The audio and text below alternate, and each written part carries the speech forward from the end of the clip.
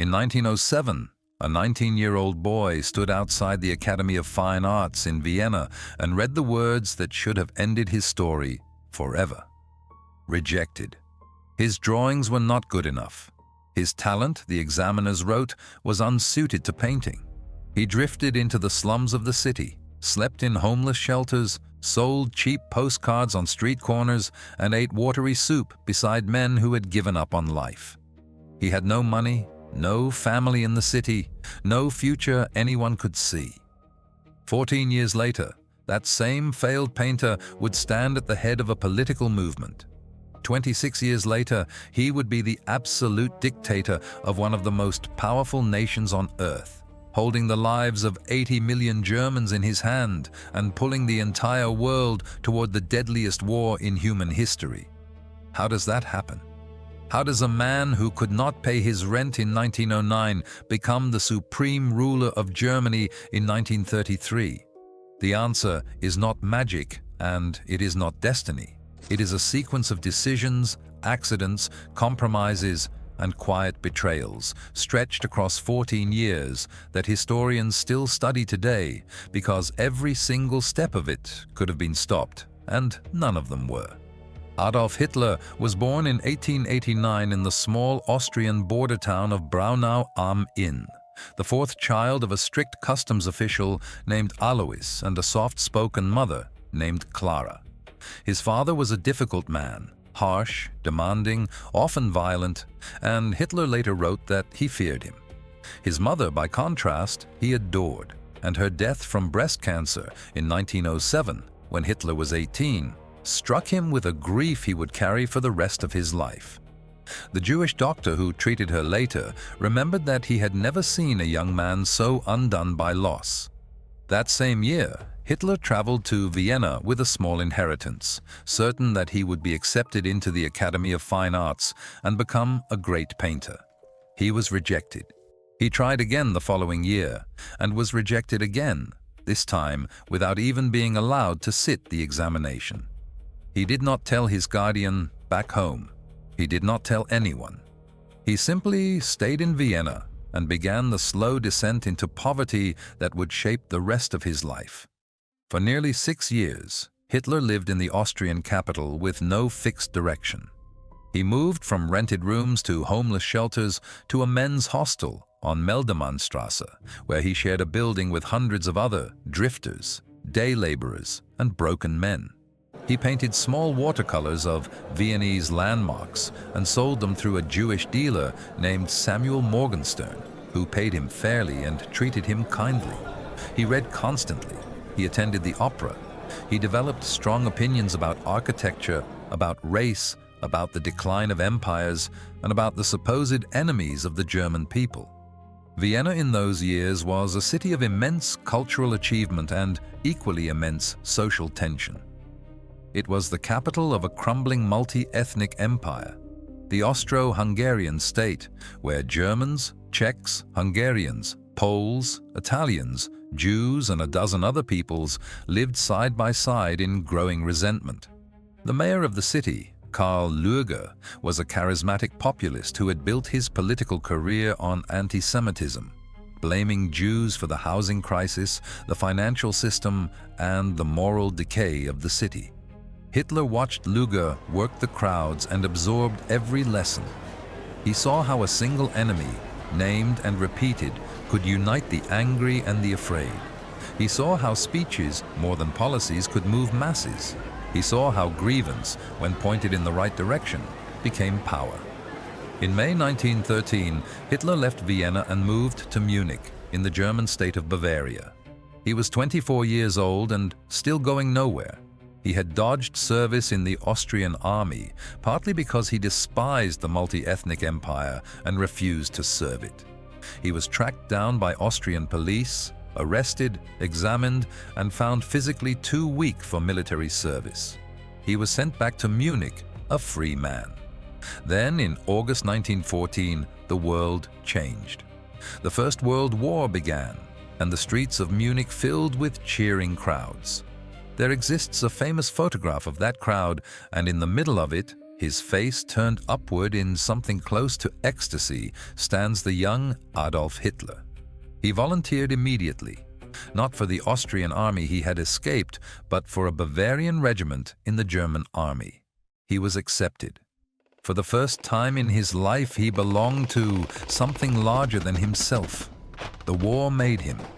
He served as a regimental runner on the Western Front, carrying messages between command posts and the trenches, a job that was dangerous but slightly removed from the constant horror of the front line itself. He was wounded twice, once by shrapnel in the leg, and once, near the end of the war, by mustard gas that temporarily blinded him. He was decorated for bravery with the Iron Cross First Class, an unusual honor for an enlisted soldier, recommended by a Jewish officer named Hugo Gutmann. His comrades remembered him as strange, intense, humorless, a man who didn't drink with them or chase women or complain about the war, but who would suddenly launch into long political speeches about Germany's destiny and the enemies surrounding her. They called him Der Adi, and they tolerated him. When the war ended in November 1918, Hitler was lying in a military hospital in Pasewalk, his eyes bandaged, recovering from the gas attack. He learned of Germany's defeat from a sobbing chaplain. He later wrote that in that moment, lying there in darkness, he wept for the first time since his mother's funeral and resolved that he would enter politics. The Germany he returned to was a shattered place. The Kaiser had abdicated and fled to the Netherlands. A new democratic government, soon to be known as the Weimar Republic, had been declared from a balcony in Berlin by men Hitler considered traitors. The army had not been defeated in the field, or so the rumor went, but had been stabbed in the back by socialists, by communists, by Jews, by the politicians who had signed the armistice. This was the famous Dolchstoßlegende, the stab in the back legend, and although it was false, it was deeply, almost universally believed by German soldiers returning home. They could not accept that they had simply lost. Someone, they insisted, must have betrayed them. In June 1919, the new German government was forced to sign the Treaty of Versailles, which stripped Germany of its colonies, of large pieces of European territory, of most of its army and navy, and imposed enormous financial reparations. Most painful of all, Article 231 declared that Germany alone was responsible for the war. The treaty was perceived across Germany not as a peace but as a humiliation, and the politicians who signed it were marked, forever, as criminals in the eyes of millions. Hitler stayed in the army after the armistice, drifting in Munich, performing odd duties for his unit. In the summer of 1919, his commanding officers, looking for soldiers with strong political opinions to send among the troops as informal propagandists, identified him as a useful instrument. He attended a political education course at the University of Munich. He discovered, almost by accident, that he could speak. When he stood up to argue against a Jewish lecturer who had defended capitalism, the room fell quiet and people listened. His superiors took notice. They sent him to infiltrate a small fringe political party that had recently formed in Munich, a group called the German Workers' Party, or DAP. He attended a meeting on the 12th of September 1919 in the back room of a beer hall. He listened. He grew impatient. He stood up and argued. The party's leader, a locksmith named Anton Drexler, watched him speak and slipped him a pamphlet, whispering that this young man had a gift. A few days later, a postcard arrived at Hitler's barracks. He had been accepted as a member of the German Workers' Party. Membership number, depending on which records you trust, was either 55 or 555. He was now a politician. The German Workers' Party was a tiny, obscure group. It had fewer than 60 members, almost no money, and no influence outside a handful of beer halls in Munich. But it was exactly the soil Hitler needed. Within a few months, he was running its propaganda and recruitment. He insisted on advertising meetings in newspapers, on selling tickets, on staging events in larger halls. He poured all of his energy into the work. He discovered that he could fill a room with 300 people, then 500, then 1,000. By 1920, the party was no longer a debating club. It had been renamed the National Socialist German Workers' Party, the NSDAP, known by its German abbreviation Nazi. Its program, 25 points drafted that February, demanded the rejection of the Treaty of Versailles, the unification of all Germans into a single nation, the stripping of citizenship from Jews, the nationalization of large industries, and the creation of a strong central state. The program was a mixture of nationalism, anti-capitalism, and racial paranoia, and it would barely be implemented in any literal sense. But it gave the movement a flag to march behind. Hitler took control of the party in July 1921, threatening to resign unless he was given absolute authority over its direction. The other leaders, understanding that he was now the only reason anyone came to their meetings, surrendered. He was elected chairman with unlimited powers. He chose the swastika, an ancient symbol he had seen on a monastery in his youth, as the party's emblem. He designed the red and white flag himself. He recruited men who would shape the movement for the next 2 decades. There was Rudolf Hess, who would become his deputy. There was Hermann Göring, a famous fighter pilot from the war, charismatic and reckless, who would lend the party respectability. There was Ernst Röhm, a tough, scarred former officer who organized the party's paramilitary wing, the Sturmabteilung, or SA, brown-shirted street fighters whose job was to break up the meetings of communists and socialists and to protect Nazi gatherings. There was Joseph Goebbels, a small, limping, brilliant young intellectual who would soon become the master of the party's propaganda. And surrounding Hitler personally was an inner circle of devoted believers who treated him not as a politician, but as something closer to a prophet. Through 1922 and into 1923, Germany was sliding into chaos. The reparations payments demanded by the Treaty of Versailles were destroying the economy. When the German government fell behind on its deliveries of coal and timber to France, French and Belgian troops marched into the Ruhr Valley, the industrial heart of the country, and occupied it. The German government responded by ordering passive resistance and printing money to pay the striking workers. The currency collapsed. By the autumn of 1923, the German mark, which had been worth around 4 to the United States dollar before the war, was trading at 4 trillion to the dollar. People carried wheelbarrows of cash to buy a loaf of bread.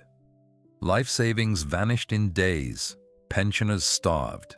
Children played with stacks of banknotes in the street because the paper was worth more as a toy than as money. In this hour of national agony, Hitler decided to strike. On the evening of the 8th of November 1923, Hitler and a group of armed Nazis burst into the Bürgerbräukeller, a large beer hall in Munich where the leaders of the Bavarian government were addressing a meeting. Hitler fired a pistol into the ceiling and announced that the national revolution had begun.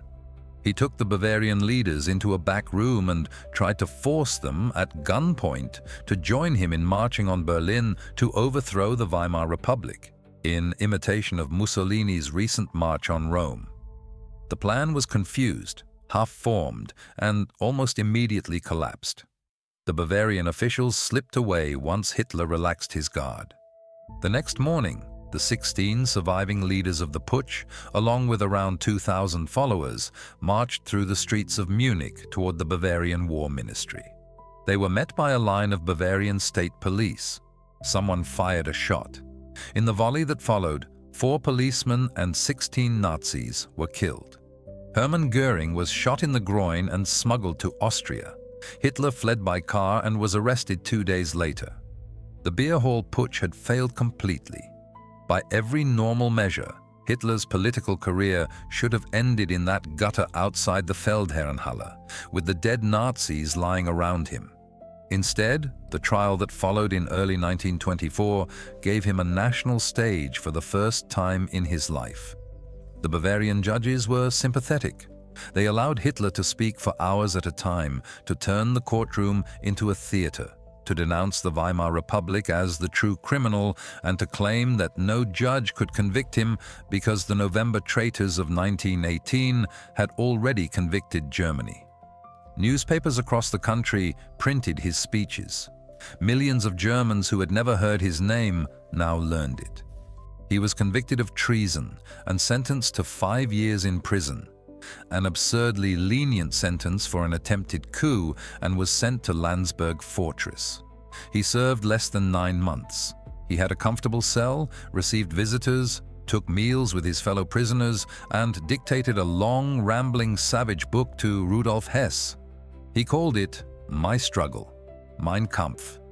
In that book, written between 1924 and 1925, Hitler laid out, with extraordinary frankness, almost everything he intended to do. He named the Jews as the eternal enemy of the German people, a parasitic race responsible for capitalism, communism, the defeat of 1918, and the corruption of culture. He declared that Germany must seek living space, Lebensraum, in the East, by conquering and colonizing the Slavic lands of Poland and the Soviet Union. He rejected democracy in favor of the leadership principle, the Führerprinzip, under which a single supreme leader would embody the will of the nation. He promised the destruction of the Treaty of Versailles, the rebuilding of the German military, and the reunification of all Germans within a single Reich. The book was poorly written, repetitive, and at times incoherent.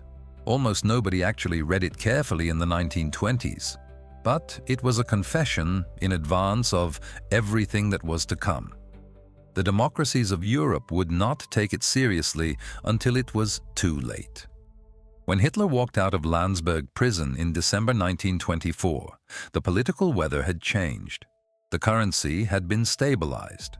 The reparations had been restructured under the Dawes Plan, with American loans flowing into the German economy.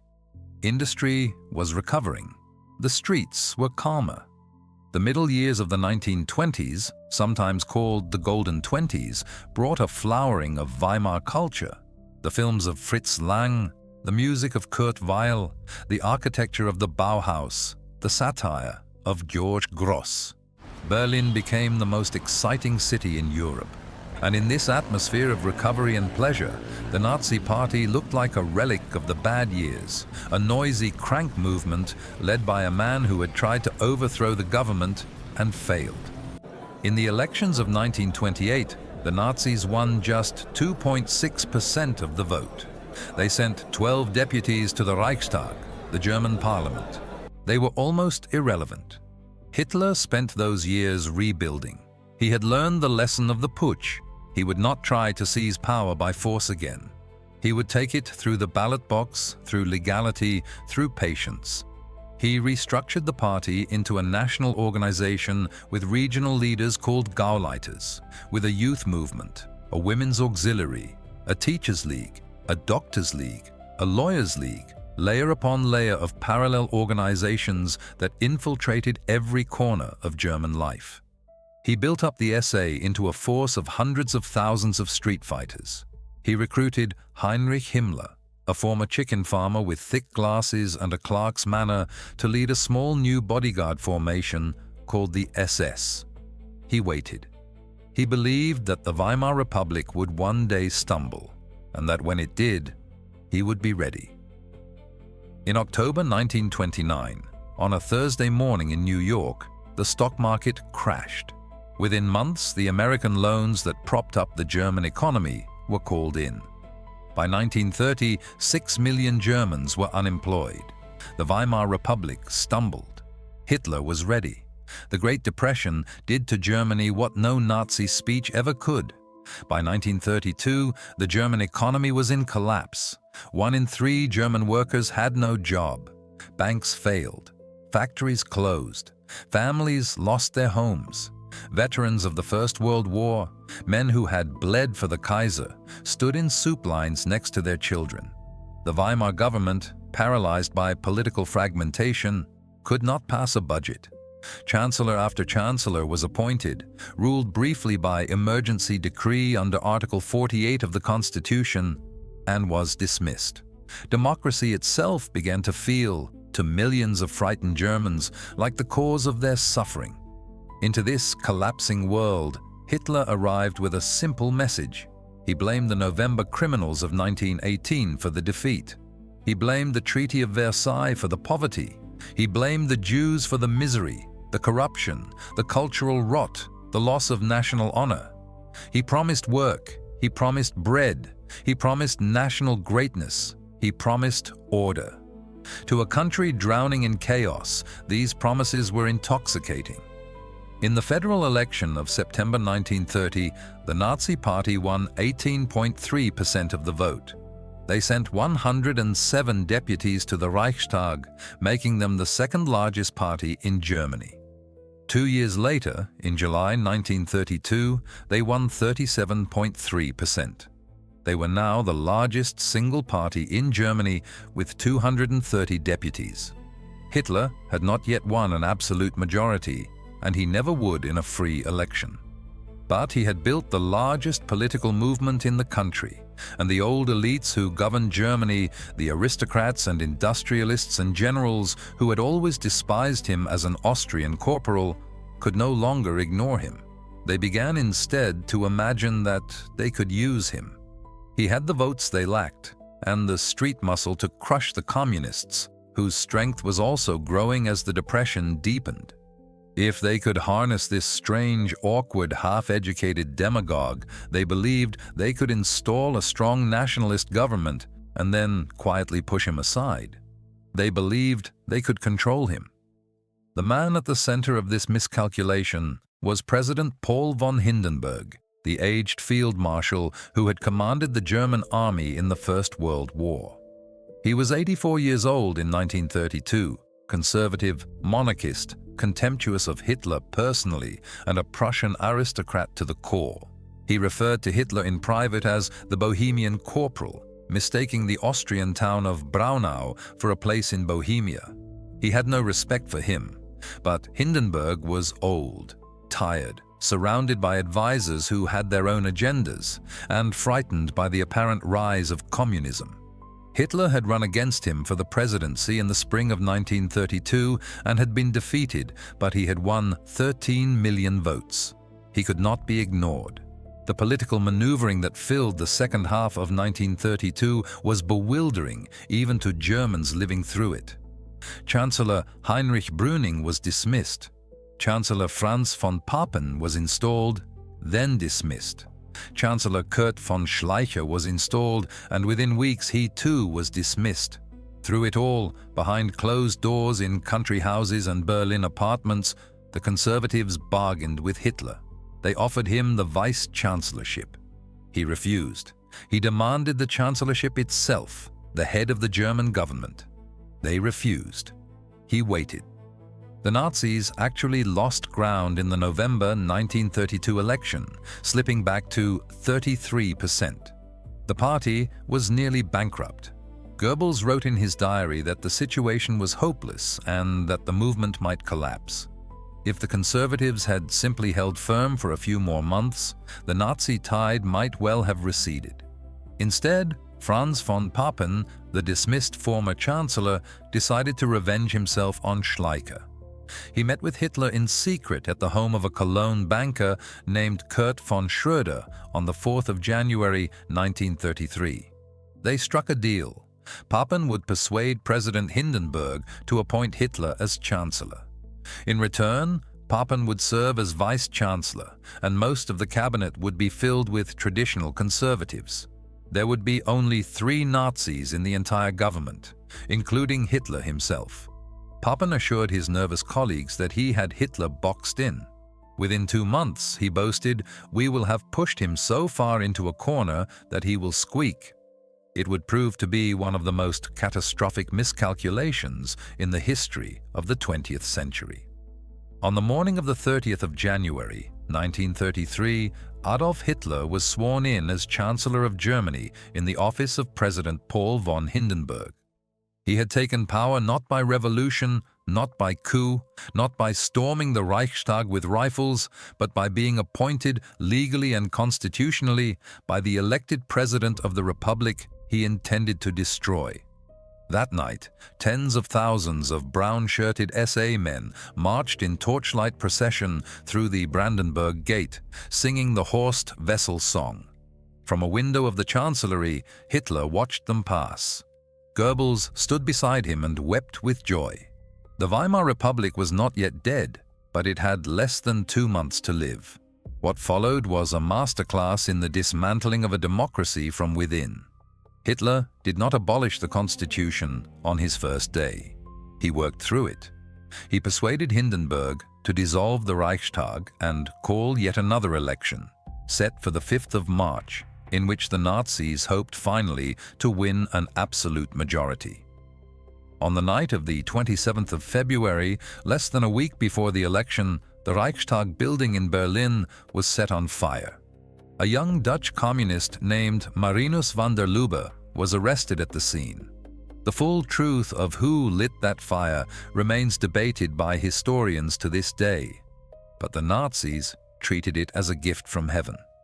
The very next morning, Hitler persuaded the trembling Hindenburg to sign the Reichstag fire decree, an emergency order that suspended almost every civil liberty in the German constitution. Freedom of speech, freedom of the press, freedom of assembly, the privacy of mail and telephone, the protection of property, all suspended indefinitely. Communists were arrested by the thousands overnight. Their newspapers were shut down. Their leaders disappeared into the first concentration camps, which were opened in March 1933 at places like Dachau, just outside Munich. The election of the 5th of March, fought under conditions of open intimidation, still failed to give the Nazis a majority. They won 44% of the vote. With the support of a small nationalist allied party, they reached a slim majority in the Reichstag. But this was not enough for Hitler. On the 23rd of March 1933, in the temporary parliament chamber set up at the Kroll Opera House, he introduced the Enabling Act. Its full name was the Law to Remedy the Distress of the People and the Reich. Its substance was the death of German democracy. It would give the Chancellor the power to pass laws without the Reichstag, without the President, for a period of 4 years. The Communist deputies could not vote against it. They had all been arrested or had fled. The Social Democrats voted against it bravely, knowing the brown shirts were waiting outside. The Catholic Center Party, after agonized debate, voted in favor, in exchange for promises about the rights of the Church that would never be kept. The Enabling Act passed by 444 votes to 94. With that single vote, the Reichstag voted itself out of existence. From that moment on, Adolf Hitler could rule Germany by decree. What followed was called the Gleichschaltung, the coordination, a brutal process by which every independent institution in German life was destroyed or absorbed into the Nazi state. The trade unions were smashed in May 1933. All other political parties were banned by July. State governments were dissolved and replaced with Nazi governors. Newspapers were closed or seized. Universities were purged of Jewish and dissident professors. Within months, the only remaining threat to Hitler's absolute power came from within his own movement. Ernst Röhm, the leader of the SA, now commanded a paramilitary force larger than the regular German army. Röhm spoke of a second revolution, of absorbing the army into the SA. The generals were horrified. The industrialists who had funded Hitler were horrified. Hitler made his choice. On the night of the 30th of June 1934, in an operation later called the Night of the Long Knives, SS units arrested and shot Ernst Röhm and dozens of other SA leaders, along with old political enemies, conservative critics, even Kurt von Schleicher and his wife, gunned down in their own home. The army stood aside and approved. The killings were legalized by decree 3 days later. Hitler had murdered his own followers and faced no consequences. Then, on the 2nd of August 1934, President Paul von Hindenburg died at the age of 86. Within hours, Hitler announced that the offices of President and Chancellor would be merged. He would now be called simply the Führer. Every soldier in the German army was required to swear a personal oath of loyalty, not to the Constitution, not to Germany, but to Adolf Hitler himself. 14 years after standing in a Munich beer hall as a member of a fringe political party, the failed painter from Vienna held absolute power over 80 million Germans. The road to war and to the murder of 6 million Jews lay open before him. Every door that could have been closed had been left open by men who thought they were clever, by institutions that thought they were strong, by a public that believed until the very end that someone else would stop him.